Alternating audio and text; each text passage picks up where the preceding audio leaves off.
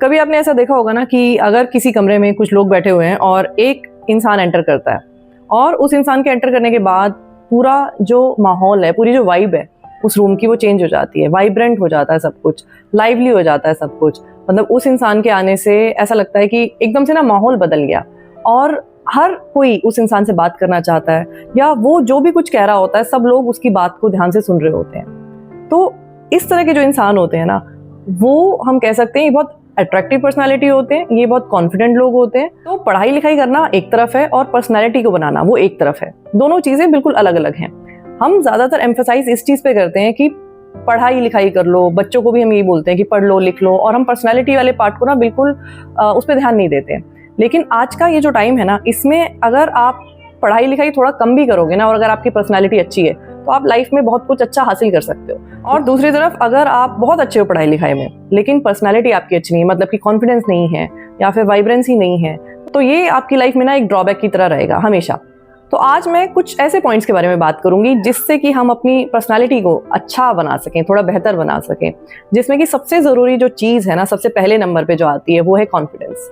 अब सब लोग ना कॉन्फिडेंस को लेके पता नहीं क्या समझते हैं, क्या मतलब कि जिसकी पता नहीं ये क्या है, और पता नहीं हम इसको कैसे अपनी पर्सनालिटी में लेके आए, कैसे इसको ना इंक्लूड करें अपनी पर्सनालिटी में। लेकिन बहुत ही आसान है जहाँ पे कॉन्फिडेंस की बात आती है ना। अगर मैं अपना एक्सपीरियंस आपको शेयर करूँ, मेरे लिए कॉन्फिडेंस का मतलब सिर्फ और सिर्फ इतना है कि मैं जैसे भी हूँ, मैंने अपने आप को 100% एक्सेप्ट किया हुआ है, ना कि सिर्फ अपनी नज़रों में बल्कि आसपास मेरे जो भी लोग हैं उनकी नज़रों में भी। मुझे मेरी स्ट्रेंथ्स पता है, मुझे मेरी वीकनेसेस भी पता है, लेकिन मैं अपनी वीकनेसेस को लेके ना बहुत ज़्यादा क्रिब नहीं करती हूँ, मैं उनके बारे में ही सोचती नहीं रहती हूँ। मतलब मुझे पता है कि क्या करना चाहिए मुझे, और जब कभी भी मुझे टाइम इधर उधर मिलता है तो मैं उन चीज़ों पे बेसिकली काम करने की कोशिश करती हूँ। लेकिन अगर नहीं भी मिल रहा है या अगर मैं नहीं भी उन पे काम कर रही हूँ तो भी मुझे कोई प्रॉब्लम नहीं है। मतलब अगर हम ज़्यादातर टाइम अपनी वीकनेसेस के ऊपर फोकस करते रहते हैं, उन्हीं चीज़ों के बारे में सोचते रहते हैं, तो हम अंडर कॉन्फिडेंट बन जाते हैं, क्योंकि हम अपनी प्रोग्रामिंग जो है ना वो इस तरह की कर रहे हैं कि हम नेगेटिव फीडबैक दिए जा रहे हैं अपने माइंड को, बस अपने आप को लेके।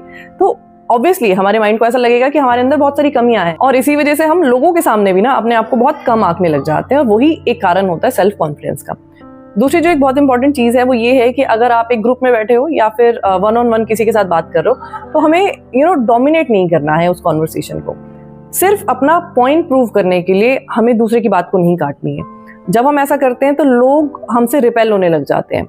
उन्हें ये लगता है कि ये इंसान को ना सिर्फ अपनी अपनी बात कहनी होती है, अपना ही पॉइंट कैसे भी करके इधर से उधर से करके प्रूव करना है इसको। लेकिन अगर आप इस तरीके से बात करते हो कि आप सपोज दो लोगों के बीच में बैठे हो और आप सबकी बात सुनते हो, और सबकी बात सुनने के बाद जो आपको लगता है वो आप कहते हो, उसमें जब आप कुछ कह रहे हो, अपना व्यू जब आप प्रेजेंट कर रहे हो, तो उसमें ऐसा नहीं लगना चाहिए कि आपको गुस्सा आ रहा है, ऐसा नहीं लगना चाहिए कि आप डोमिनेट कर रहे हो किसी के ऊपर, ऐसा नहीं लगना चाहिए कि आप हाइपर एक्टिव हो रहे हो। आप कामली जो भी आपको लगता है वो सिर्फ आप प्रेजेंट कर रहे हो।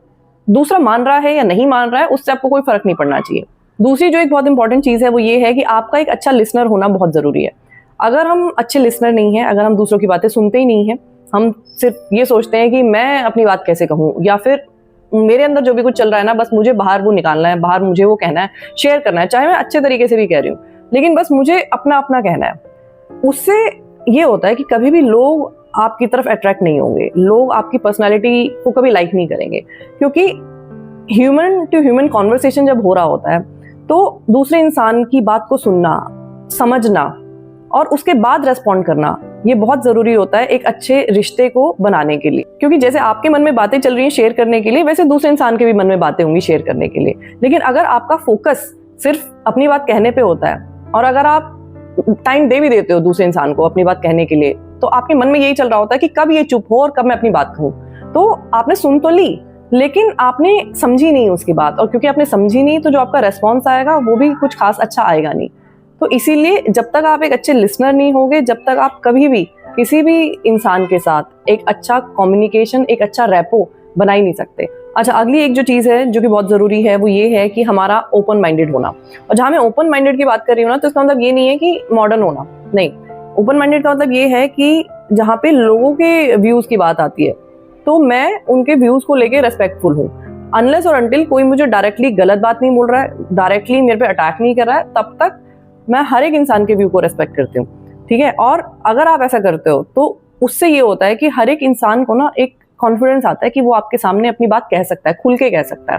और अगर आप ये करते हो कि नहीं whatever I am saying is correct, या फिर हम डिसरेस्पेक्टफुल हो जाते हैं दूसरे के पॉइंट ऑफ व्यू के लिए, तो लोग हमें पसंद करना बंद कर देते हैं। तो कई बार ऐसे देखने को मिलता है ना कि जब कभी भी पॉलिटिक्स का डिस्कशन हो रहा होता है तो मोस्टली लोग एक दूसरे को अटैक करने लग जाते हैं, डिसरेस्पेक्टफुल हो जाते हैं कि मेरी पार्टी को वो सपोर्ट क्यों नहीं कर रहा या वो दूसरी पार्टी को प्रेस क्यों कर रहा है। तो अगर आप ओपन माइंडेड होते हो तो आप ये चीज एक्सेप्ट करते हो कि दूसरे का एक एक पॉइंट ऑफ व्यू है, जो पॉइंट ऑफ व्यू उसके एक्सपीरियंसेस के हिसाब से बनाया हुआ है या बना हुआ है, जैसे भी उसकी सोच है, तो उस केस में हमें उसके पॉइंट ऑफ व्यू को रेस्पेक्ट करना चाहिए। हमें अपनी बात कहनी है, लेकिन हमें अपनी बात आराम से अच्छे से कहनी है कि मेरा पॉइंट ऑफ व्यू ये है। तो अगर मैं ये सारी चीजें सम अप करने की कोशिश करूं तो पहली चीज तो ये है कि मुझे ये सारी चीजें लोगों को इम्प्रेस करने के लिए नहीं करनी है, मुझे जानबूझ के नहीं करनी है ये सारी चीजें कि मैं अट्रैक्टिव बन जाऊं। नहीं, मुझे ये सारी चीजें इन द फर्स्ट प्लेस अपने लिए करनी है। दूसरी चीज कि अपने ऑथेंटिक सेल्फ के हिसाब से मुझे चीजें करनी है। मेरा जो भी कुछ सही है, मेरा जो भी कुछ गलत है, उस हिसाब से मुझे चीजें बोलनी है। ऐसा नहीं होना चाहिए कि मैं दूसरों के आइडियलाइज्ड वर्जन में फिट होने के लिए अपना सही और गलत उनके हिसाब से चेंज करती रहूं, अट्रैक्टिव बनने के लिए, पॉपुलर बनने के लिए नहीं। और जब मैं ऑथेंटिसिटी से कोई भी बात कह रही हूँ तो एट द सेम टाइम मैं रेस्पेक्टफुल भी हूँ, एट द सेम टाइम मैं काइंड भी हूँ दूसरों के ओपिनियंस को लेके।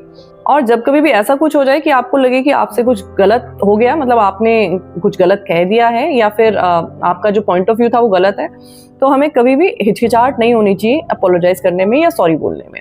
जब हम ऐसा करते हैं तो भी लोग जो है हमारी इस चीज की बहुत वैल्यू करते हैं और लोग हमारी तरफ ना अट्रैक्ट होते हैं। तो जब हम ये सारी चीजें इस पॉइंट ऑफ व्यू से करते हैं ना कि मुझे एक अच्छा इंसान बनना है, मेरी प्रायोरिटी ये है कि मुझे एक अच्छा इंसान बनना है, और दूसरी चीज कि जो भी कुछ मेरे अंदर कमियां हैं मैं उन सारी कमियों को एक्सेप्ट करती हूँ बिना शर्मिंदा हुए या बिना क्रिप किए, तो हम ऑटोमेटिकली एक अट्रैक्टिव पर्सनैलिटी बन जाते हैं और ऑटोमेटिकली लोग हमसे जो है ना वो अट्रैक्ट होने लग जाते हैं।